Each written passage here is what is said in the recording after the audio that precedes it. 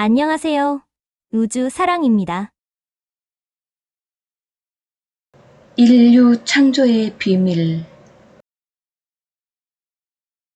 우리는 창조 이후로 신성을 간직하고 있는 인류들을 찾는 것이며 어둠의 시험이 어찌 되었든 신성을 끝까지 잘 간직하고 있는 인류들을 찾을 것입니다.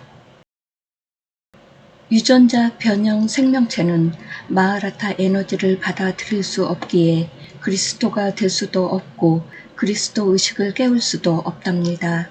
유전자 연결 고리가 끊어졌기 때문인데 마누, 마나, 에야, 파르티키, 파르티카, 파르티쿰으로 연결되는 고리가 끊어졌기 때문입니다. 신성이 마누, 마나, 에야이기 때문입니다. 이것을 간직하고 있는 이들은 그리스도들이 되는 것이지만 그렇지 못한 이들은 그리스도가 될 수 없다는 것이에요.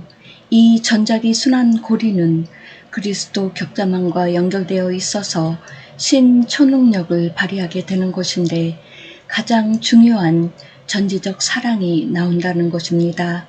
이것으로 모든 것들을 포용하는 것이기에 진정한 신능력이라고 하는 것입니다.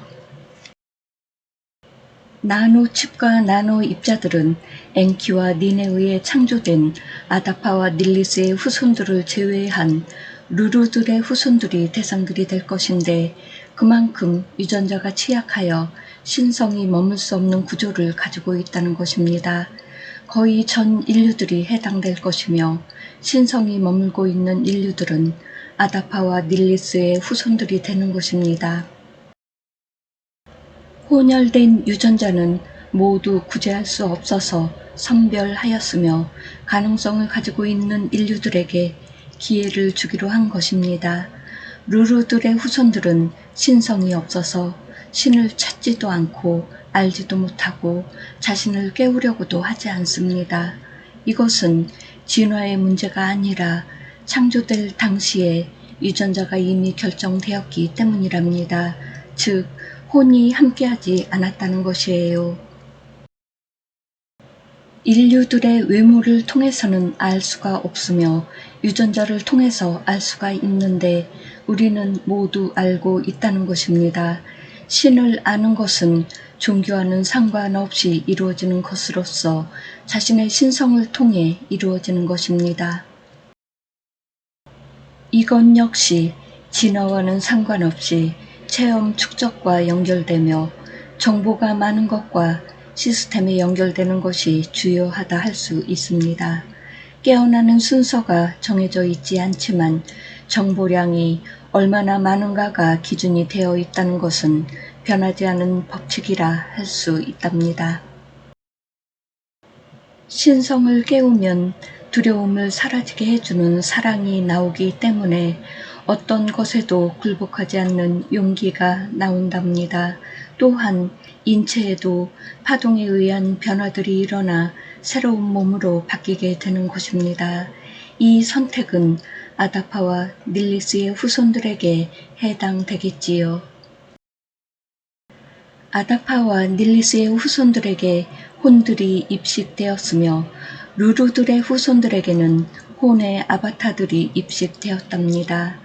혼의 분신들과 혼은 분명하게 다르기 때문에 다르게 적용되었던 것이에요. 아다파에게는 혼이, 루루들에게는 분신들이 들어가게 되었던 것입니다. 혼은 유전자 청사진을 가지고 들어갔지만 분신들은 그러지 못하였던 것입니다.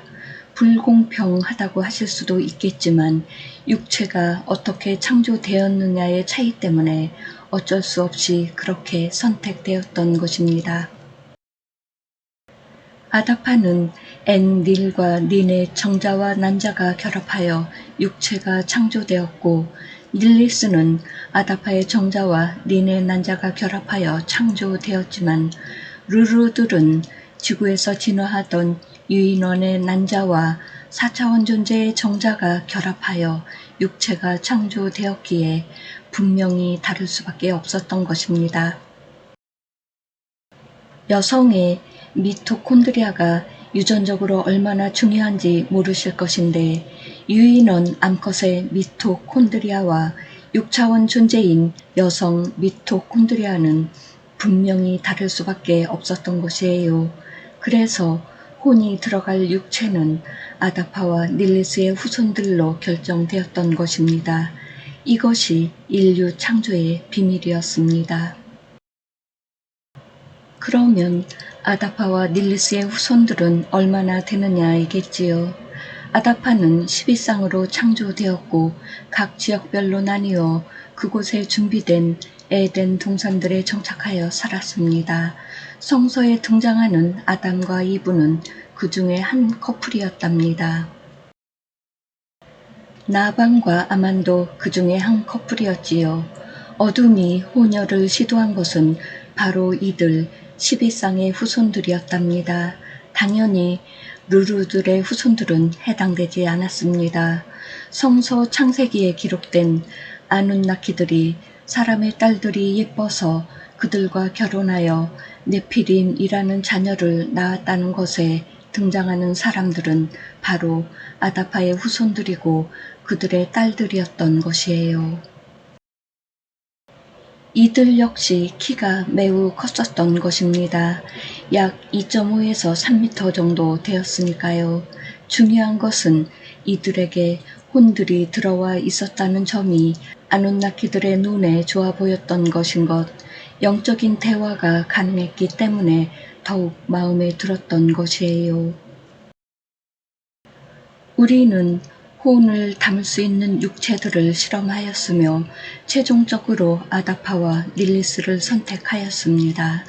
그들의 후손들에게 타락 세력들에 의한 혼혈이 일어나 우리들의 계획에 차질이 생겼으나 그리스도 산한다 멜기세덱과 그리스도 아시타르 커맨드에 의해 2000년 전에 다시 자리 잡을 수가 있었답니다. 두 분의 희생에 의해 신성을 간직한 육체가 보존될 수 있었으며 그들의 후손들이 현재 살아가고 있는 것입니다. 우리는 신성을 간직한 인류들을 상승시켜서 더 큰 계획들이 성사될 수 있도록 하는 것이고 그것이 테라 작전이라고 하는 것이에요. 그렇지 못한 인류들은 일단 모든 육체들을 재난들로 벗길 것이고 분신들은 각자에게 맞는 진동수가 있는 세계들로 보낼 것입니다.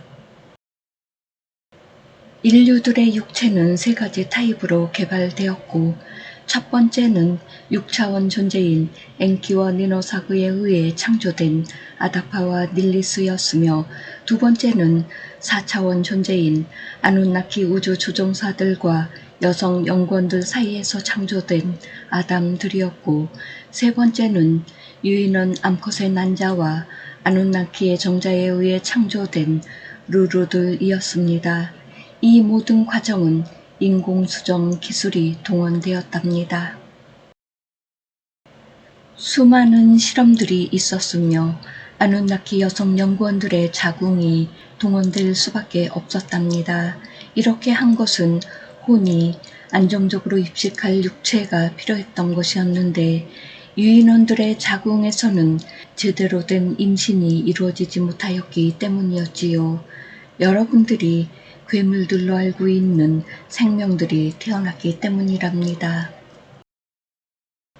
인류 창조의 최전선에 있었던 엔키와 니노사그는 모든 것을 알지 못하였지만 수많은 실패에도 불구하고 우리들의 뜻을 잘 따라 주었고 그렇게 해서 최종적인 프로토타입인 아다파와 닐리스가 창조될 수 있었습니다. 바로 6차원 혼이 들어설 수 있었기에 우리는 성공한 것으로 여겼지요. 이렇게 해서 이수 사난다 쿠마라의 분신이 아다파에게로 아시타르 시란의 분신이 닐리스에게로 입식되었던 것입니다. 아다파와 닐리스의 자녀들은 인간 원형이 되었던 것이고 이들의 후손들은 신성을 간직한 인류의 모형이 되었답니다. 어둠이 왜 이들을 타락시키려 했는지 혼혈을 시도했는지 아시겠지요. 4차원 존재인 아누나키들의 후손들에게는 4차원 혼체들이 들어설 수 있었고 루루들의 후손들에게는 그렇지 못하였어요. 더 작은 생체 에너지가 들어섰던 것이에요. 우리는 또 한 번 진보된 인류들을 씨앗 뿌리기로 하였지요. 더 큰 에너지를 수용할 수 있고 상위 트랙과 소통할 수 있는 원형 인간을 말입니다. 그 계획의 하나로 어둠의 최종 시험이 진행되는 것이고 인류들 가운데 신성을 간직하고 있는 인류들을 상승시키기로 한 것이며 혼과 혼체들을 모두 육체에서 분리시키기로 결정한 것입니다. 프로토타입 육체는 보호될 것이고 이동시킬 것이지만 그렇지 않은 육체들은 모두 재난으로 이 땅에 남게 할 것입니다. 땅에 남겨지는 육체들은 생체형 기계 인간들이 될 것이고 모두 흙으로 돌아갈 것입니다. 우리는 인류들의 영적 성장을 위한 기회를 제공하기로 하였으며 성장한 만큼 원하는 세계들로 갈 수 있도록 길을 준비하였으니 12트랙으로 이루어진 진화의 길을 마련한 것입니다. 이제 모든 것은 여러분들의 뜻에 달려 있으며 여러분들의 몫이랍니다. 커다란 시험이 여러분들을 기다리고 있는데 배운 만큼 체험한 만큼 임하면 되는 것입니다. 우리들의 신성이 깨어나면 깊었던 잠 속에서 깨어 일어나는 것이고 그동안 행해왔던 분열과 경쟁이 얼마나 부끄러웠던 행위였는가를 알게 될 것입니다. 사랑과 조화가 얼마나 좋은 것인지 알게 되는 때가 되었다는 것을 전하고자 하는 것입니다. 시청해 주셔서 감사합니다.